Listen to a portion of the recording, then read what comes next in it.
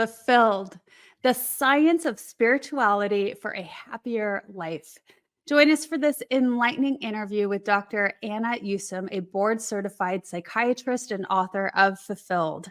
Through personal experience and 15 years of research, Dr. Yusim discovered how spirituality can bring happiness and meaning to our lives. In Fulfilled, she distills spiritual principles from various traditions and incorporates the implications of quantum physics. This revolutionary book presents a new paradigm for integrating science and spirituality in modern medicine. Take advantage of this opportunity to learn from one of the greatest people about consciousness, synchronicity, immortality, and interconnectedness, and how they can help you live a fulfilled life. Welcome to the Wellness Driven Life Show, where you're about to go on a wellness driven ride.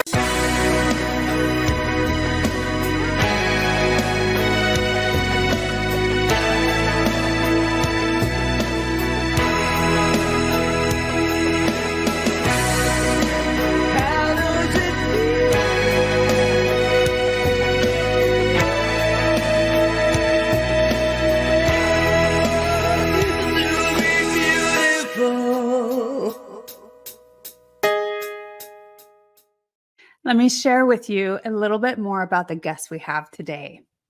Dr. Anna Yusim is an internationally recognized award-winning psychiatrist and executive coach with a private practice in New York City and Connecticut. She's the best-selling author of Fulfilled and is creating a spirituality and mental health center at Yale. Dr. Yusim has helped over 3,000 people achieve purpose and joy in their lives and work. She's published over 200 academic articles and book chapters and has been a guest on national TV shows. As a speaker, she gives keynotes on mental health, spirituality, post-COVID thriving, and resilience. She conducts workshops to empower individuals to sharpen their intuition, cultivate authenticity, awaken self-compassion, enhance empathy, and improve connections. I'm so pleased to welcome Dr. Anna Yusim. Hi, April. Thank you so much. It's a pleasure to be here with you. It's wonderful to have you on the show, and I couldn't be more excited and thrilled. Now, you sent me your book, Fulfilled, and so I have to share it with the audience because it's beautiful, first off, but the beauty is all within the wisdom in the pages. And every time I open up this book, it's magical, and I don't want to put it down, and I want to keep reading. And there's all these ahas and thoughts that are provoking, and you just want to sit with it and contemplate it and be like, oh my gosh. So I love your wisdom. I'm very excited to have you here to share more with us, with the audience, about what you're doing, all the work that you have done, the research, the boots on the ground research. And so, Anna, it's a pleasure. Let's start by sharing with the audience a little bit more about you. Let's have them get to know you. Thank you so much, April. Yes, I would love to share, and thank you for taking the time to get to know me and my work. I am currently a clinical assistant professor at Yale, and I was born in Russia and came to the United States with my family when I was 5 years old. I grew up in a family where my parents and all my relatives were very, very logical, rational, mathematical, and thought that I myself was going to be a mathematician. I actually went to the Illinois Math and Science Academy, and I was a member of the math team. I was a big nerd. But then when I went to Stanford, my direction changed. I was working in the lab of Dr. Robert Sapolsky. I fell in love with neuroscience. I fell in love with the brain. I fell in love with the mind, and I started going down a different path. I then discovered the books of Dr. Irvin Yalom, this brilliant existential psychiatrist whose work just completely captivated me. And he would go so deep with his patients to understand the depths of human nature. And then he would write his patients' stories. And I said to myself, that is what I want to do. I want to go deep with my patients, help them to heal, help elevate their consciousness. And then I want to write their stories. And that's exactly what I have done. I completed my medical schooling at Yale. Then I did my residency in psychiatry at NYU. Then I hung up my shingle. And it's really interesting. At that time, which was about 12 years ago, that's when spirituality entered my life. So if anyone Mm. told me I was a spiritual person prior to that, I would have laughed. That was furthest from my truth, furthest from where I was. But spirituality found me. Often your destiny will find you. And I had a dream one day of a sign that said Kabbalah revealed. And then a few days later, I'm walking to meet a friend for dinner, and I saw that exact sign from my dream. So I walked in, I took a Kabbalah, a sign for an upcoming Kabbalah class, and that ended up forming like the next about, yeah, 12 years or so of my life. It was Wow. a really big foray into spirituality. So that's how it all began. I love that. The sign, it's so fascinating and interesting how on a spirit level going into the subconscious when we dream, right? And how things just show up for us. What I hear too is you really have this mathematical mind. And so I'm going to go in a kind of a strange direction, but when I think about mathematics, and I'm not great at that. That is not where my mind is strong. However, when you go a little deeper into spirituality, there's a lot of those the numbers, the mathematics that really is in alignment when we think about the universal aspect of that. And I can't even explain it. You're going to do a lot better job than I am. And but I do know that there's a lot of pieces there when it comes to numbers, mathematics, to all of those things. Absolutely. Yes. I when I was at Stanford was studying philosophy, right? And because I was originally going to be a math major, and then I took some classes at Stanford and realized that all the math classes were taught by TAs who spoke primarily Chinese, and I was having a very difficult time understanding everybody. And so my passion for math starts dwindling, and then these other, passions come in.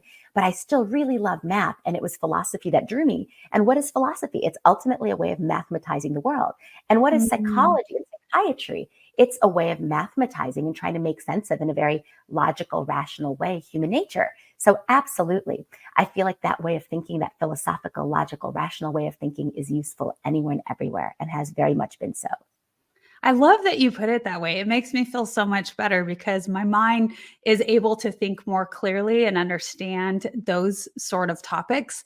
And so it makes me feel better that that's a sense of explaining mathematics and just as said differently, right? In a different form and fashion.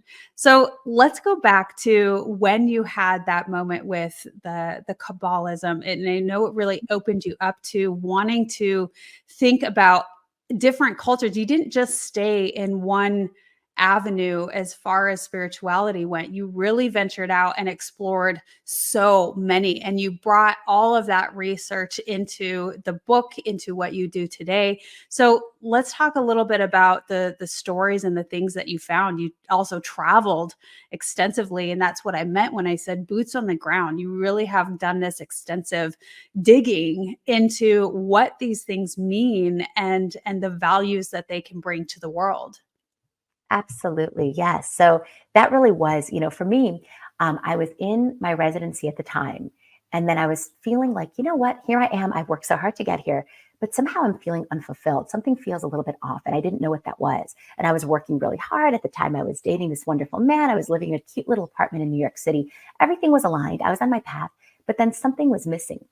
And it was only in really doing some soul searching where I asked myself the question, here I am bringing light to others and seeking to heal everybody else. But then why am I myself feeling unfulfilled? When I started to conceptualize the question in that way and look at what was missing in my own life, I realized that it was that spiritual purpose and connection. And just like you said, boots on the ground, I then was able, whenever I had free time or time off from my residency, to go and start traveling the world to try to fill that void within myself. And that took me all over to all these amazing places. So I spent time at ashrams in India, learning Buddhist meditation in Thailand, going to Mm. Israel to learn about Kabbalah, studying with shaman in South Africa and South America, having some really, really crazy experiences and some really powerful connective experiences. And in the course of all that, it started to fill this void inside because for the first time, I started connecting to my soul. as a psychiatrist, I'm supposed to be a doctor of the soul. But in all my time at Yale, at NYU, at Stanford, the word soul never was mentioned. And that's what I Mm. realized was missing, that the medical profession and the profession of psychiatry rarely connects you to your own soul. And so I decided that was something that I was going to do when I'm a psychiatrist. Yeah, maybe it hasn't really caught up with what we're, in the education system where it's really marrying and bridging the two because the politics of all of that, et cetera. And so I agree with you. Being able to bring that in is an essential piece. It's part of the makings of a human being, of who we are, what we are. And so this is very much about what Fulfilled, the book, is all about. And the practice that you bring into the world for your patients and for everyone is marrying that and bringing it in and shining light in so many different capacities. And so you talked about some of the things that you experienced, and what were some of the most profound things that you appreciated during your journey? Yeah, I think it was just understanding life in a different way and starting to appreciate the magic, in residency. And prior to that, I just was taught that you work really hard and you make things happen. And that was what I did my whole life. But there was something a little bit I realized missing. And it was I right now, one of the things I'm teaching about is the two different ways of manifesting, right? The masculine way of manifesting, traditionally, historically masculine, versus the more feminine way of manifesting. And the Mhm. masculine way of manifesting is you set a goal, you go after it, you work really, really hard, you make it happen. Anything in your way, you overcome it, you push through. It's those kinds of masculine traits of working hard, perseverance.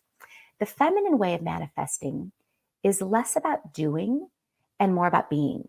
And it's about doing Mm. whatever you need to do to be at the highest vibrational frequency that you can as a person. So, really living in joy, living with happiness, living at a very high vibrational state so that you can match whatever it is that you're trying to draw into your life. It's a little bit like the law of attraction, but because when you are at a high vibration, you draw in other people, experiences, situations at a very high vibration, and that becomes your life. And so I've been Mm. playing with these two different things. And what I realized was missing on my journey was the feminine way of manifesting. Mm. Focus more on being, focus more on surrender. Because I'd gotten so good at manifesting in the more masculine way, working really, really hard to make Yeah. things happen. Ah, that's beautiful. I love the way that you describe things, and I think that's why I can't put the book down when I open it up. And so some of the sections in the book talk about how through our life, the soul's journey, and in order for it to grow, it has to go through the difficult moments. And so you talk about how when we approach things that are difficult and scary, that's when we experience the most growth. And with you explaining the more feminine approach, when we address things and we're at this higher vibration and just allow for the present moment to be, my mind is thinking about, well, how do you do that? And so gracefully when you're approaching things that are difficult and hard in life, right? The things that scare you, like stepping out on a stage and speaking Mhm. to Yeah. 15,000 people, right? And because that's one of the biggest fears for humans for whatever reason. I mean, I have my own theories and thoughts on that, but that's just an example of something that would be scary, but yet that is where the expansion is. So can you give a couple examples of what that's like when you merge the two, where it's that feminine approach to doing things that scare us in order for our souls to grow? I love that. Absolutely. And I think that that's exactly how it works. And the more scary it is, the more important it is to move towards that and not to move away from that, because our tendency may be to move towards pleasure and avoid pain.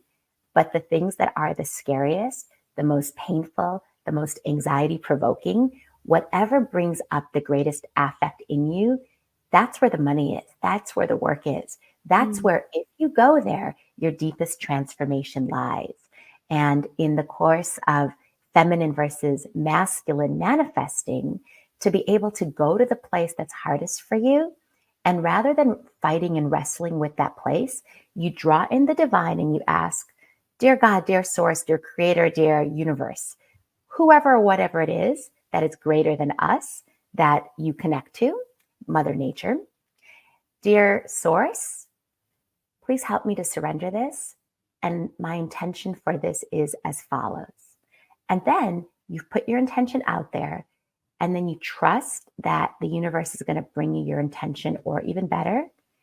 And then you focus on your joy or your gratitude or a state that is a really, really high form of receivership, a state that receive what it is that you are putting out into the world. That's always a better way to go into things, right? With that gratitude piece. If I am grateful for the experience that I'm going to have, no matter what it is, and that it's going to serve me in my highest capacity, right? It's going to serve me in some regard. I'm going to grow from it. I'm going to have this incredible experience and be grateful for that in that moment. And you're right, that just boosts up the vibration so much more. And so I appreciate that. Visit www.drivenliving.com. You'll also receive a free hug. You heard me right, a free hug. An enlightening ebook from the Driven Living team. Discover the science-backed benefits of hugging yourself. It's a fill-up for your wellness tank. Because at Driven Living, we believe in fueling your journey to wellness, both physically and psychologically. So what are you waiting for? Visit www.drivenliving.com today. Now, you have experienced many things also when you were out, boots on the ground. And tell me, what was some of the moments where you really realized that this is something of the soul's evolution? I mean, how many places did you go and realize that this might be more of a fundamental truth? Yeah. Yeah. I think that, my experience at that time was I was having my so-called dark night of the soul. Like I felt Mm. like, what am I going to do with my life? How do I get out of this darkness? And it was just a number of things coalescing all at once and just feeling overwhelmed at times during residency and feeling like, is this really what I want to do with my life? Even though on the deepest level, I knew that helping people in precisely this way was my path, but still I Mm. just couldn't quite, it didn't always feel aligned. And, you know, that was really for myself, my N of one, my one-time experience with that. But then it was reading other people's accounts and other people's spiritual evaluation of their own experiences and how to get through darkness, and especially how to get through darkness from a spiritual standpoint. That's what helped me to understand what this is. And in Kabbalah, the way that you think about it is as a soul correction, right? So a soul correction is that thing that keeps coming up in your life again and again and again, often much Mm. to your chagrin and dismay, and despite your best efforts to change it. This is something Mm. that Sigmund Freud might refer to as a repetition compulsion, those things that are just our source of pain, whatever that is. And the way that you work through it is you move towards the pain rather than away from it. You welcome it in. You use Yeah. it as a source of information to understand yourself and understand what you need for your soul's higher evolution. And then you Mm. recognize it's just one of those things that your soul has come into this life precisely to correct. Ah, yeah, that's fascinating. And I love the choice of words, the soul's correction and moving towards the pain. That sounds like a big challenge for most of us, right? And so Mhm. Anna, can you give a couple of examples? Because I know that so much of your work and what you place into the writings that you create is from other people's experiences and the information that you're gathering from that. So, what are some like really good examples of somebody moving towards that pain in order to push past it for the growth? Absolutely. So let's talk about some possible soul corrections that people can have, right? So in my book, I have 4 different chapters on 4 different kinds of soul corrections: improving relationships, overcoming fear, harnessing your personal power, and getting past addictions. So for a lot of people, addictions are their soul correction. It's that thing that keeps coming up again and again and again, much to their chagrin and dismay, and despite their best efforts to change it. So, how do you move towards that? The way that you move towards that is whenever you have the cravings, you really move towards the pain and let yourself feel the pain as opposed to escaping it. And then you ask yourself the question, this addiction that I have, what's at the root of it? What am I using this addiction to escape? Am I using it to escape physical pain, psychological pain, emotional pain? Am I using it to escape my own feeling, socially conscious in public, or my own feelings of inadequacy or insecurity? Do I have a sex addiction because I need these people to validate back my own sense of worthiness to myself? Like something like that, those questions. So that's how you move towards your pain with an addiction. And let's think about something else. Let's think of fear, transforming fear. I just gave a workshop 2 nights ago at Omega Institute on transforming fear. And really, what is fear? My favorite mnemonic for fear is FEAR, false evidence appearing real. The majority of our fears are actually just delusions that never come to pass. And yet, in our own mind, they can be larger than life. And so fear is not something that you want to push away. And we have fears of all kinds of different things all the time, right? Some people have fears of spiders. Some people have fears of public speaking. Some people have fear of abandonment. We talked in this workshop about the 5 basic kinds of fears, a workshop that are a beautiful delineation that was created by Dr. Carl Albrecht, PhD. And so the 5 fears are fear of death, fear of mutilation, fear of separation, fear of ego death or humiliation. And what's the fourth one? And then there's fear of abandonment. No, but that's separation. There's a 5th one. I'll come up with it. But anyway, so you identify what your fear is, and then you identify the triggers or situations in which those fears come up. And if you just push the fear away, what you resist persists. That doesn't work. What you actually want to do is put fear in the passenger seat and come into the right relationship with fear, to use your fear as a source of information, to guide you, to support you, to show you the direction that you need to go, the direction that your soul is actually taking you to go to overcome this really, really big soul correction.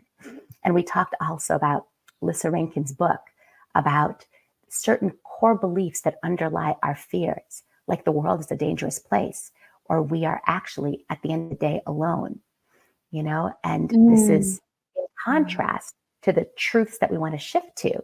So rather than the world is a dangerous place, that we live in a purposeful universe, and rather that we are all ultimately alone, that we're actually interconnected with everybody and everything.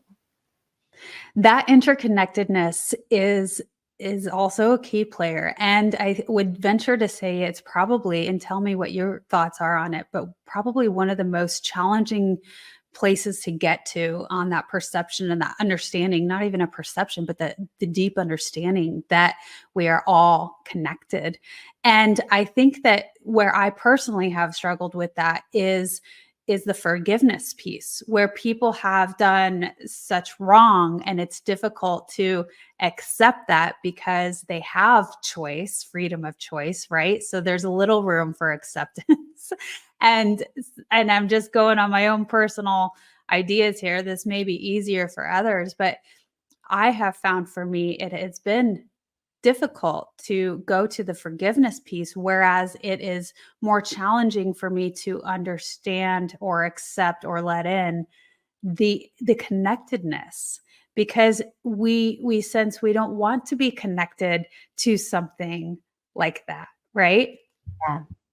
That's very deep, April. Absolutely. And I think that you make such an important point, right? I have a whole section in my book on forgiveness, and it's in the chapter about harnessing your personal power, because forgiveness, the capacity for forgiveness, is such a vital part of harnessing your personal power and feeling strong in yourself and in your world. And the reason for that is because all of us are going to have people do us wrong in life. Some people do really, really bad things and will do us wrong in big ways. Some people will do us wrong in little ways.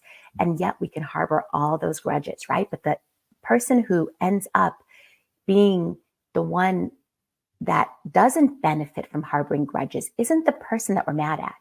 It's us. It's us, Right. the person who holds a grudge, because we allow other people to live in our mind rent free. We allow people Mm, to take up space in our heart. We're the yeah, ones that are affected. The other people usually don't even feel it. And yeah. forgiveness is a big process. So to be able to forgive, it's so important to realize what it means and what it doesn't mean. Like forgiveness doesn't mean that you're okay with what happened. Forgiveness doesn't mean that you'd be okay with it happening again.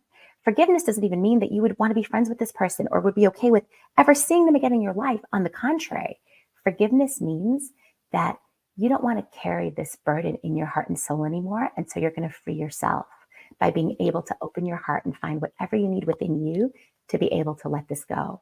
And you're doing it sometimes for the other person too, but usually for your own self and for your own soul. Yeah, and of course that's part of your soul's journey is to experience those things in order to push higher into some other form of evolution. And I feel, Anna, that the best way that I have really come to more of an acceptance points in it is when I understand that we all individually are on our own journey. And it has really shined through with my children when as a parent you want that sense of control because you want to protect, and realizing that because they're their own beautiful person, they have to experience things in order to grow. And why as a parent would I want to not allow that for them because they need it. So when you look at it that way and you open up for other people to have their own experiences in whatever capacity that is, and that it has nothing to do with you, don't take things personally, right? It makes so much more sense to me when I view it that way. And it opens up to so much more it's just a relaxing, it relaxes you to have that understanding for other people's growth.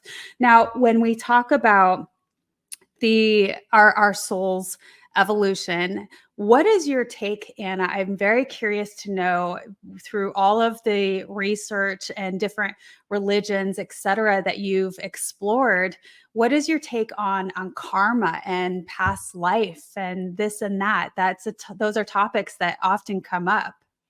Yeah, absolutely. It's such a great question. It's so interesting, right? And there's many philosophies, and I have encountered different philosophies. I don't know exactly which is true, but the two philosophies basically are that there is karma and that there isn't karma, right? It's kind of funny, right? Right. Yes or no, they're kind of binary.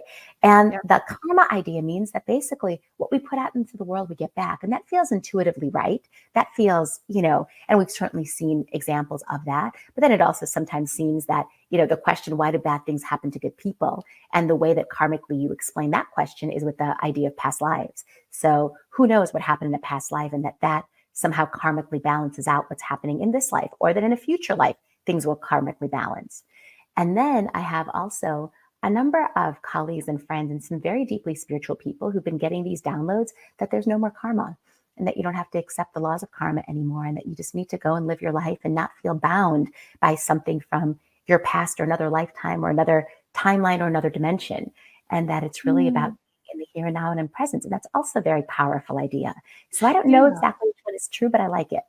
Yeah, no, I couldn't agree with you more. I think that really in essence of karma, that's really what how we should be living anyway, right? Is you take the lessons learned, you don't dwell on it, and you meet life in the present moment and continue to move forward in that and experience that. And so Exactly. ultimately you're getting there, you're it should be that anyway, right? Exactly. Completely agreed. Yeah. Well, what is your take on well, I already went there. So for, when you have been in the medical community, this is where my thought is going now. You have had some struggles with the way that you want to bring material and spirituality into that community when it comes to the medical and the education aspects. And you've had a little bit of resistance there. Is that correct? I would love to know, You what has that been like for you? And obviously you're continuing to forge forward, and I just would love to know what your experiences has been, and have know, there been points where you felt, should I really continue on this journey? Am I going to be accepted by these communities? Yeah, it's such a great question, April, because for sure that happened. And when I wrote my book, my fear. So at the time, I had completed my residency, and I completed my residency in 2010, and it was in 2017 that my book came out. And as I was writing the book, I kept having this thought: I'm writing about things that are not traditionally accepted in psychiatry. It's a little woo-woo. I could be discredited by my colleagues. So there was always that, lurking in the back of my mind. And I also was feeling like I really need to write this from the depths of my soul and not feel at all encumbered in any way by any institution, et cetera, censoring what I'm writing. And so I also very deliberately was not on faculty or affiliated with an academic institution for the 7 years that I completed my residency. I was working in my private practice, writing my book, doing a number of other things, but I wasn't in academia. And so the book came out. And so I very much had my fears, but luckily, very luckily, the opposite happened. And a number of my colleagues, including two former past presidents of the American Psychiatric Association, Dr. Rodrigo Nunez and Dr. Pedro Ruiz, along with numerous other colleagues, including my dear friend Lloyd Sederer, wrote beautiful reviews of my book in a number of different journals. And the book did well. And rather than being discredited by my colleagues, the very opposite happened. When I was presenting my book at Yale, Dr. Robert Rohrbach, with whom I was very close when I was a medical student at Yale, offered that I come on the clinical faculty to be a clinical professor. I'm a clinical faculty. I think he started as a lecturer. Now I'm a clinical assistant professor at Yale. And that's when he and I started talking about my starting the Yale Mental Health and Spirituality Center. So that was in 2017. And I was thrilled. I was thrilled, number one, to come on faculty, and two, to consider starting the center, which was really my dream all along, to be able to bring this into academia, to be able to open up the minds of doctors a little bit, to start thinking in this way that has been so instrumental to my own thinking as a doctor and a psychiatrist. So at that time, I went to knock on a few doors at Yale, and it was very obvious that the time was not now for the center. So I put in the background and said, okay, well, when the time is right, I'll know. And so I continued with my own spiritual process. And about a year and a half ago, I'm sitting in this meditation retreat with Joe Dispenza, who's a meditation teacher. And I hear this little voice: the time for your Yale Center is now. Go knock on the doors again. And so I went to knock on the doors again. And this time, the exact opposite reception. The school was very ready. The chair of the department, John Crystal, said, this is a great idea. He called a meeting with a few other faculty, said, this is an important idea. I'd like you to help Anna with it. Dr. Christopher Pittenger, a very high-ranking professor in psychiatry, comes on board to co-found the Mental Health and Spirituality Center at Yale with me. And so it got started. And so this is what I've been doing for the last year and a half. And it's really been an amazing experience. And so there was a lot of fears I had, and the timing wasn't exactly right when I was ready. But I think that you just open up to divine timing, and because I really felt like this was something coming through me. This was my project, but it wasn't my project. And so you just have to be led and be guided. So this is that whole thing of surrender as well that we talked about at the beginning. Surrender. Oh my gosh. One of the hardest lessons I've ever had to face is that surrender. When, I talked a little bit about the control aspect sometimes, that we want that. We get into that mode where we're in and day out of our lives. And it leads you to this wanting to control so many aspects of that. But so the surrender piece is a key factor of really being able to allow divine intervention. And I love that you brought in Dr. Joe Dispenza. I think it's so funny. And I was smiling because I was going to talk about Dr. Joe Dispenza. He's definitely one of my favorites. I've attended a few of his events as well and read his books, of course, but I brought you into the conversation as the acceptance into certain communities with these thoughts, right? These woo-woo thoughts. And that is definitely beginning to shift. And like you said, the timing of everything, the divine timing. And I love how that works out. Those are beautiful stories of how it is the right time for this to come into the world. And in some of Dr. Joe Dispenza's work, his writings, he talked about how he struggled with even wanting to present his ideas into the world. And he had a fear of that, he has dreams of basically being burnt at the stake because of his ideas and not being accepted into more of the maybe religious communities because his thoughts. But what he's done is he went that scientific aspect, right? And people accept science. And so he has really brought this beautiful piece of consciousness and spirituality into the world, and he's doing incredible things because of that. Absolutely. Absolutely. I love the work that he's doing. And I also feel like what he's peddling is meditation. And it's such a powerful thing that you go to this week-long retreat and you, first of all, meditate for over 30 hours in a week. How many of us have ever done that? Right? Not most of us. And then you learn a ton with the remaining 20 some odd hours that you're in his sessions, which incidentally some days start as early as 4 a.m. So it's like pretty intense. You think you're going to go like it's going to be relaxing. Yeah, think again. Every free moment you're like trying to get a little bit of rest, and very powerful. And you are learning about the science of meditation and actually experiencing it. And then magic begins to happen in your life. And that's where I got my little download about the center and a few other downloads as well. Well, I love talking about that, where you really are experiencing those downloads. And meditation is definitely one of those. I think it's so funny because when I first came into understanding his work, I was so excited because I was going to a weekend retreat to learn how to meditate because I didn't know how. And so I was excited. I'm going to learn how to meditate.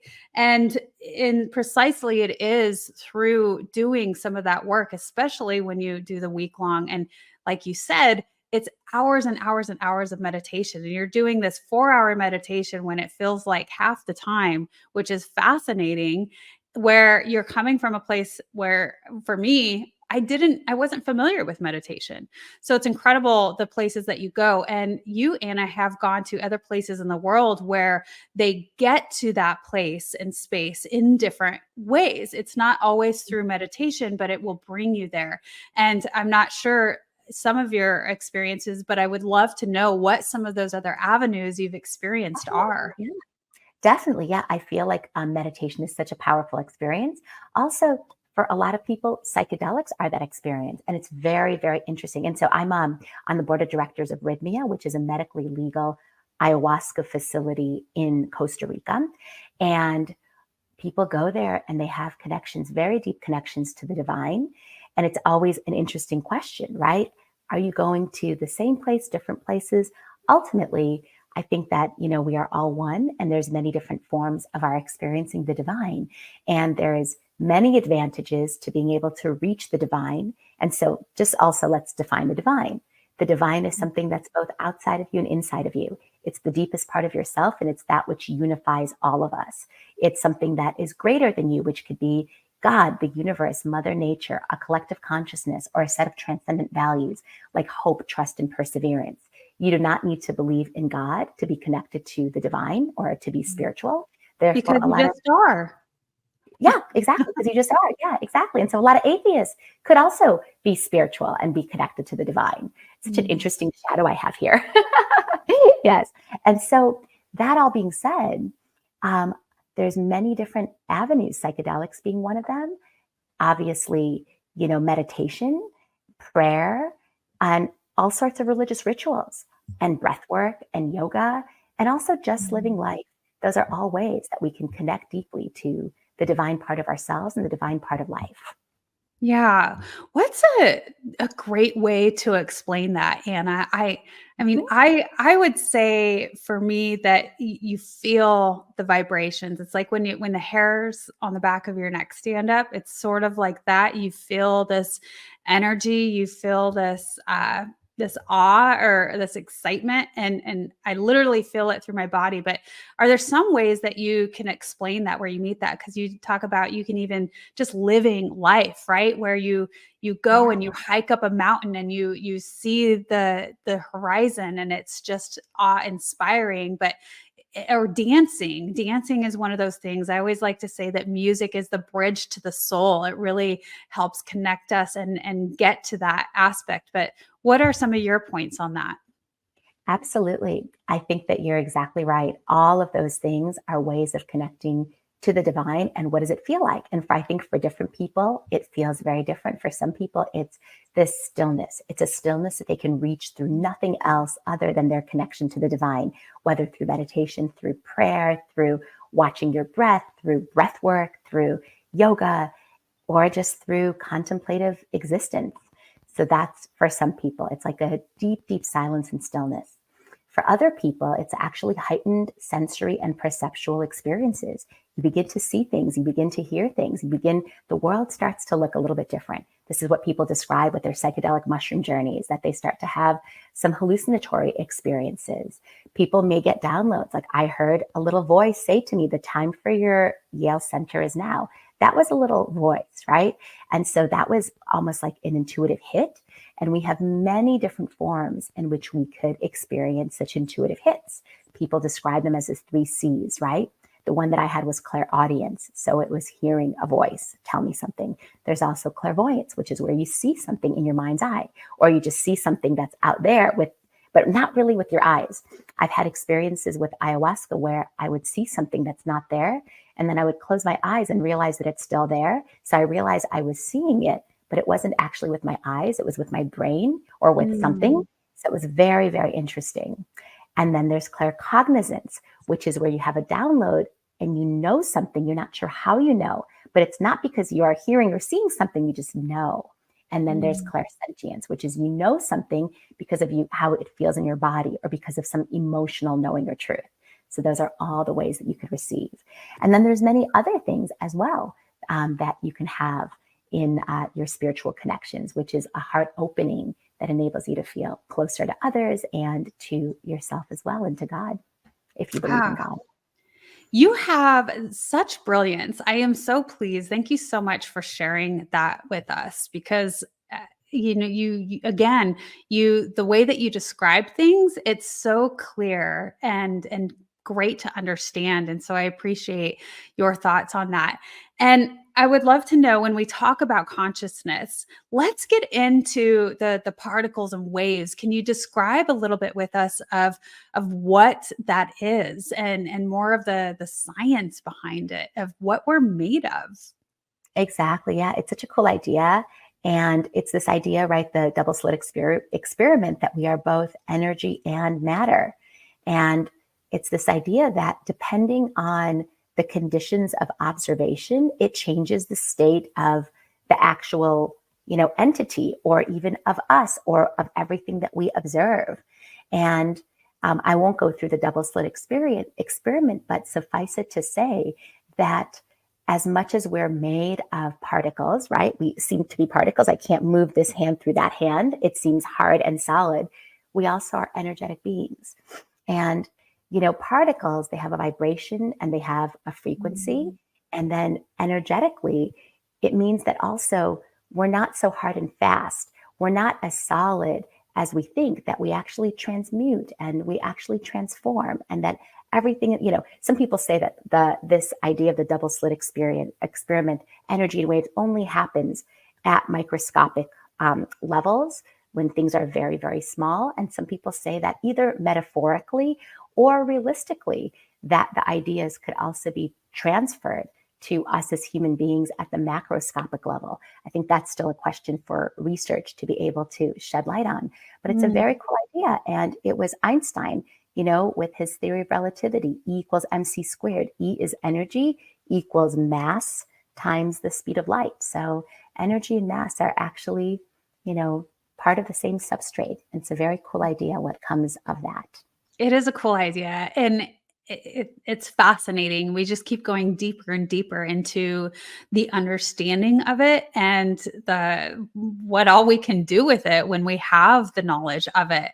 And I think that it's really, again, bringing to light and where there's this great shift within the human consciousness, so to speak, because we're coming to greater understanding and more science behind it. And I just love that. Are you ready to take control of your ride to wellness? Rev up with Driven Living. Visit www.drivenliving.com and buckle up for a journey. Get exclusive access to our Wellness Driven Life Show guest portal, where you can dive deep into the minds of our esteemed guests. Sign up for our newsletter and get insider scoops on these distinguished personalities. It's like having a backstage pass to their life-changing wisdom. But that's not all. You'll also receive a free hug. You heard me right, a free hug. An enlightening ebook from the Driven Living team.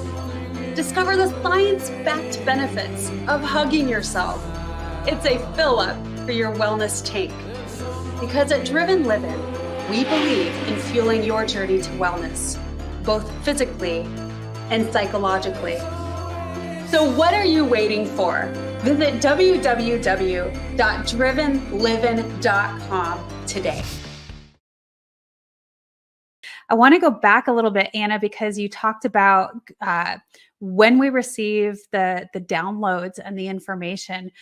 You have created this beautiful space and place for people, and that was one of your downloads. My question is when people receive a download that is really not common, right? It seems so expansive, so not possible, right? Like, or maybe it is possible, but it's bigger. It's a bigger download.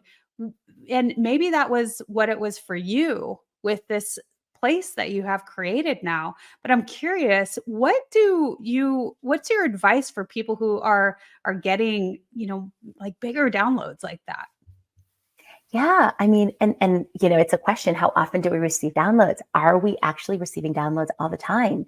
And really, it's a question of how open and receptive we can be to our downloads, right? And maybe in a meditative state or in a psychedelic state or in a state where we're particularly open and receptive, we can receive many more of those downloads, which are actually always out there for our taking, right? So it could be not the downloads, they're there. It's more about us and us being receptive to that. And I think that when you get an important download, to really sit with it. And if it feels like, indeed, this is my path, and it, different people have different ways of validating those sorts of experiences. You can also ask the divine to give you validation, to give you signs for you to know, to give you synchronicities, to ground this into reality for you. Like, should you be doing this or should you be doing that?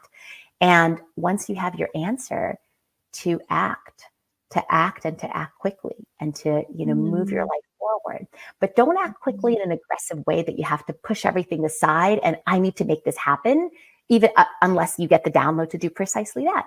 Usually things like this, you want to be in flow. And that's what I'm learning more of, not to do things the way that I did my whole life, but really to be a little bit more in flow and let the universe create the openings for me. And that's really been the case with my Yale Center. At first, even when I started the process, I was very much like, okay, got to start the center. Da, da, da. But then here I am, like at Yale, and I've been on faculty at Yale, but I was also a clinical faculty. And so you don't go in as a clinical faculty not knowing that much and be like, okay, here's what we're doing. Is that how it works? And then I pretty soon picked that up, and I'm like, you know what? This is going to happen when it happens. This is so much bigger than me. And as soon as I let go, the project started moving itself. And that's been just such a beautiful thing. That surrender piece and that feminine energy. Absolutely. Yeah, I think exactly. that's lovely. And I would love to know, Anna, you're creating all these things. You've written the book. I know that maybe you have some other works in process, but what is next for you? What is your big audacious goals? Yeah, there's a lot of them actually. So right now, I feel like it's a process of huge expansion. One of them is the center, the Yale Mental Health and Spirituality Center. We are currently fundraising for that. And God willing, we're going to have all the funds to be able to create the most amazing center with research, clinical work, and education at that interface of mental health and spirituality, which is going to bridge Yale Divinity School and Yale Medical School. That's number one. And I'm doing this together with Dr. Christopher Pittenger at Yale. Number two is I'm creating my own private company, which is the Mind, Body, Spirit Institute. So the projects that are a little bit more experimental that Yale may not necessarily want to take on, we're going to take on and study in my own private Yale Mind, Body, Spirit Institute, not affiliated with Yale, but this is going to be my private entity. I'm also making a film right now about the interface of mental health and spirituality with some amazing filmmakers. I'm also writing my second book.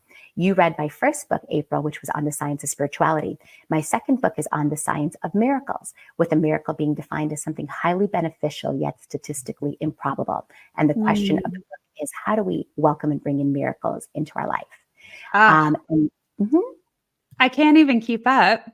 You are doing so much. And I feel so blessed to be with you today and to hear all of the things that you're doing, Anna. And speaking of miracles, do we get to have a little insight of what is the biggest miracle that you have seen to date? I have seen so many. I have seen so many cures from incurable diseases in my patients. It's been Yeah. amazing, really amazing. And I think in part also because I've been following the work of Joe Dispenza, and he chronicles precisely that. And I have seen people go to Joe Dispenza retreats, share stories, like people like you and I who had remissions from cancer in amazing ways. I've met many of these people. I've treated Yeah. many of these people, and it's just beautiful. And I've seen that and so, so much more. And the thing is, so we think of miracles as this very rare thing, but it's the same idea. You know how we were talking about before, these downloads? We think that these downloads are these really rare things. I think that downloads, miracles, synchronicities, they're all in a spectrum or on this like continuum. And they're all there for the taking, and they're all actually always there. It's, can we get our vibrational frequency to that point where we're experiencing them on a regular basis every day? And so my Mm, prayer when I wake up every day is, please, dear God, bring magic and miracles into my life today. And yeah. so I would like magic and miracles every day in my life. And I highly, highly recommend that everybody pray a similar prayer and expect and start to observe the miracles in your life. Yeah, that will undoubtedly raise the higher vibration. And not many people know this, Anna, but the initially what I wanted to create with the show was interviewing people that have healed themselves outside of modern medicine. Really, a lot of it stemmed from my experiences with Dr. Joe Dispenza and all of the things that he is shedding to light, the miracles, and knowing and that we are more powerful than you ever could have imagined, and being able to present that to the world. We live in such a beautiful time in history where this show is broadcasted worldwide, and you're able to push that out on such a broad scope when people want to or are able to engage in it and have the knowledge of that. And when you understand that, or at least have an awareness of it, things truly begin to shift. And then that in turn evolves humanity. And so that is definitely where my utmost passion it lies, for certain. And the show has really evolved with so many different people and so many different aspects of life, different backgrounds and cultural backgrounds and stories, which is part of the uh, sharing that with people around the world because we come from different cultural backgrounds. But when we talk about miracles, what are some of the things that you do on a daily basis? Because you talked about, you ask God, the divine, every day to experience miracles, but what are some of your other daily practices, Yeah. Anna, that you can share with us? Do you write those down? Do you write down the evidence that you're experiencing? Yeah, absolutely. So number one is you ask and you put forth the intention and you expect, right? Expect to have your miracle. Expect your miracle every single day, or expect multiple miracles. And then you observe. You observe, watch, and are open to receiving. You have to be open to receiving because the miracles could be all around you and you're just missing them. I've certainly had those experiences as well. So to be open to receive. And at the end of my day, I always go through and, what was my miracle today? What were my miracles today? Oh, yes, this, and this. But usually I'm so primed because I'm writing a book on this that as soon as they happen, I was like, oh, magical. This is amazing. This just happened. Did this really just happen? And every day, something a little bit magical, or sometimes a lot magical will happen. It's just so beautiful. Yeah, and I can give you a few examples of that. One of them being that, like yesterday, I did this talk at the Omega Institute that I mentioned, and I do these things all the time at Kripalu, Omega, Multiversity, and this time somebody who's of alumni at Yale found that I was doing this, and this is an alumni who'd given a ton of money to Yale, and he and his wife are very interested. And they wrote me, and they happen, interestingly, to live 40 minutes away from me here in Connecticut. And they're like, we want to help you with this center, and we want to help you in these ways. And the ways that they want to help is exactly what I've been putting out into the universe, that I need help in precisely these ways.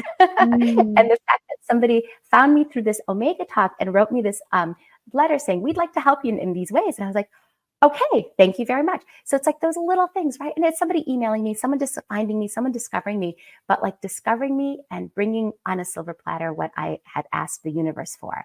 So it's like those miracles, you The know? specific intention, like you're very specific and intentional about what it is that you are asking for and need and want. You start Exactly. seeing it come. Exactly. And that's one of the ways. And then I have a breathwork practice. I do the Joe Dispenza meditations every day before I go to sleep. I do a lot of gratitude work. I work with people to do precisely these kinds of things in their own life every day and spend many, many hours a day devoted to this. So this is kind of my life, you know?